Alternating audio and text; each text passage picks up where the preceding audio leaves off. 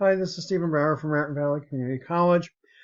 This is going to be the first of several parts, possibly four, that's going to be addressing trees.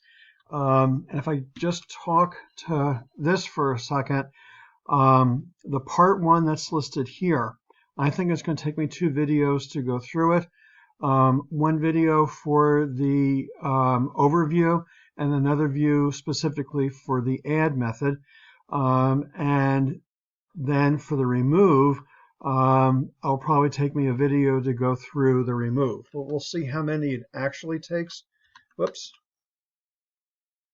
Are we here? Okay. So, overview. Tree, it's this hierarchical data structure of which we refer to sort of parents and children as a way of talking about the hierarchy. The node will contain data. Now in this particular tree I'm showing here, these are numbers. This particular tree actually does have an order to it, but we'll get to those orders later. And a very simplistic version of the nodes that are in a tree is the nodes only point down. And so I'm not necessarily consistent in terms of my slides, making sure that the pointers, these links, are arrows that are pointing down.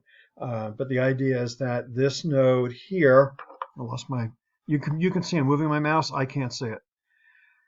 Oh, here it is. So that this node here has 2 pointers, one pointing down to 11, the other pointing down to 62. So in terms of parent and child, a parent is a node with one or more children. So in this slide over here, actually get out of the drawing mode.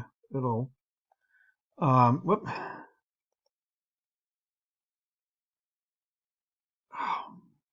Hang on. Sorry.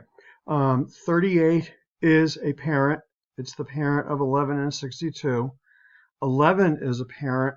It's the parent of 5 and 21. 5, 21, and 62 are not parents. So parents have one or more children.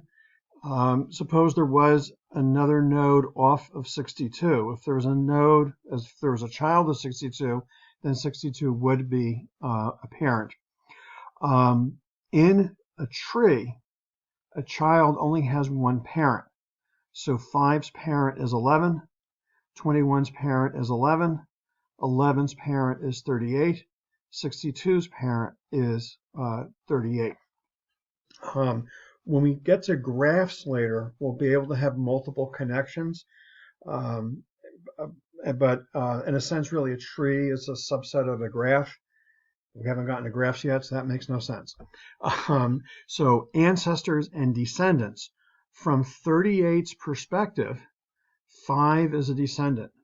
From 38's perspective, 21 is a descendant. From 5's perspective, 38 is an ancestor.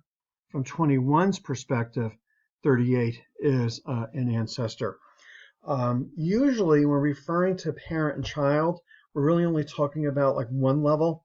And when we're talking about ancestor and descendant, we are talking about multiple levels. Usually is sort of the terms that are done. Now this should be the words of everything I just said previously. So some other definitions. A leaf is a node with no children. So 5, 21, 62, they have no children, so those are leaf nodes. A non-leaf node is a node with one or more children. So 11 is a non-leaf node, 38 is a non-leaf node. Siblings are ones that share the same parent. So 11 and 62 both have the parent of 38, so 11 and 62 are siblings. 5 and 21 both have the parent of 11, so 5 and 21 are siblings. Any node in a tree is the root of a smaller tree. So if we look at the entire tree with 38 as being the root, we can look at this piece right here with 11 being the root of this subtree. And it also can be done, it will seem silly though, that 21 is the root of a subtree.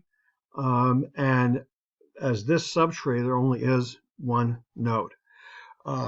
So because any node is the root of a smaller subtree, then from any node, we need the logic inside of it because it is a tree. So comparing this to the initial set of linked lists that we did it as those were like not self-aware, the initial nodes that we did. These here would be aware, self-aware that they are part of a tree. This should be describing what I just said on the prior slide. More definitions. So a depth of a node is how far the node is down the tree. And so we start numbering the root as being 0. So this would be level 0. The children of the root would be level 1. So 11 and 62 are level 1. The children of level 1 are level 2. So 5 and 21 are level 2. So when we refer to the depth of the tree, it is the sort of the maximum level that we end up being away from the root. And so this would be a tree of depth 2. Something that we are not going to be implementing in code, but it's something that the book does refer to, is later when it gets to tree balancing. When we're doing tree balancing and we're doing adds and removes, we look at the multiple subtrees and look at the depths that each of those subtrees have, and the balancing is based on those depths. I just said too much. Okay. The eventual thing we're going to get to are going to be binary search trees, and so these are just going to be some general definitions of different kinds of trees. A general tree has no restriction on the number of children. So if you notice, 37 has 3 children, 42 has 3 children. So a general tree, there's no restriction. A binary tree is that a node can have no more than 2 children. So 17 has 2 children, 30 has 2 children, 10 has 1 child, 5, 20, and 7 have no children. But in a binary tree, then each node would have no more than 2 children, which from a coding point of view makes it easy to have left and right as the name of the links that the node will have. A full binary tree, each leaf has the same depth. So remember the leaves, well in this case here, 5, 20, 45, and 7, these would all be leaves, and they have the same depth. They're all here at level 2. Oops, sorry. A complete binary tree. A complete binary tree is filled from left to right. That would mean that in terms of this tree right here, if we were doing it as a complete binary tree, then the next node to be added would be here to the left of 10. I'll just put it that way. That would be the next node to be added. And so that would be filled in sort of a left to right form. But we're going to be focusing on binary search trees. And one of the things that where our book maybe will differ than some other books, there are really 2 kinds of binary search trees, and one has to do with whether duplicates are allowed or not. And so because this here does say equals, we actually could have 2 nodes with the same value. The other thing is what some books will do is they will, in terms of the node, have 2 different things. There would be the key value, and then there would be the data that it would store itself.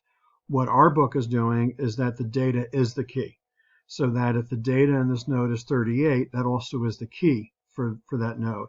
And if the data in this node is 11, that also is the key for this node. But from a binary search tree point of view, from every node, the subtree to the left is less than or equal to the value. The subtree to the right is greater. So from a 38's perspective, all of these nodes are less than or equal to 38. From 38's perspective, all of these nodes, which is 1, are greater. From 11's perspective, the subtree to the left, all the values are less than or equal to 11. From 11's perspective, the subtree to the right, all the values are greater than 11. Now 5 has nothing to the left, nothing to the right, so nothing there violates the binary search tree. 21, there's nothing to the left, nothing to the right, nothing there violates the binary search tree. 62, nothing to the left, nothing to the right, so nothing violates the binary search tree. Oh, and the other thing, the left and right is from our perspective looking at the tree. So within the computer itself, there is no left or right. But it's as if we were visualizing what would be the tree. We would look at it, and us appearing it, the left would be over here, the right would be over here. So again, within the computer, there isn't a left, right in the memory itself. But this is just logical for us looking at it when we refer to the left and the right. And the other thing to think of, if it'll help in terms of remembering, left, less, L-E-F-T, L-E-S-S. If you think of left, less, then you know that less goes to the left-hand side. So the nodes that would be in a binary search tree. Now, what we're going to be looking at as a first approach is there's going to be one piece of data as opposed to a key in data. So the data is going to be the key. And we'll have our two links, one to the left and one to the right. So comparing to when we had our nodes in a linked list, we had data and we had next. So we had get data, get next, set next. What we'll have here in this BST node, we'll have get data and set data. We'll have get left and set left. We'll have get right and set right. And just like we did with the node and the linked list, we'll have a constructor for creating a node. Here we'll have a constructor for creating a BST node. So the UML for a generic node, now don't be overwhelmed at the length. Don't be overwhelmed yet at the length. But coming back here, we talked about the data and the two links left and right. So then if we look at it this way, let me just do this as sort of like marking. If one of the fields that we have is if one of the fields we have is data, then we have get data and we have set data. If another field we have is left, which is kind of like the next field that we had in a singly linked list. So if we have left, we have get left and we have set left. And if we have right as a field, we have get right and we have set right. So 6 of the methods that are listed here below are really just the set and the get for each of these. This, of course, would be the constructor here. And then these other things we'll take a look at eventually. So the latter part on remove, we'll look at some other things, but in the latter part of part 1, which will actually be the part 2 video of part 1. Oh God, we'll have some of these other methods.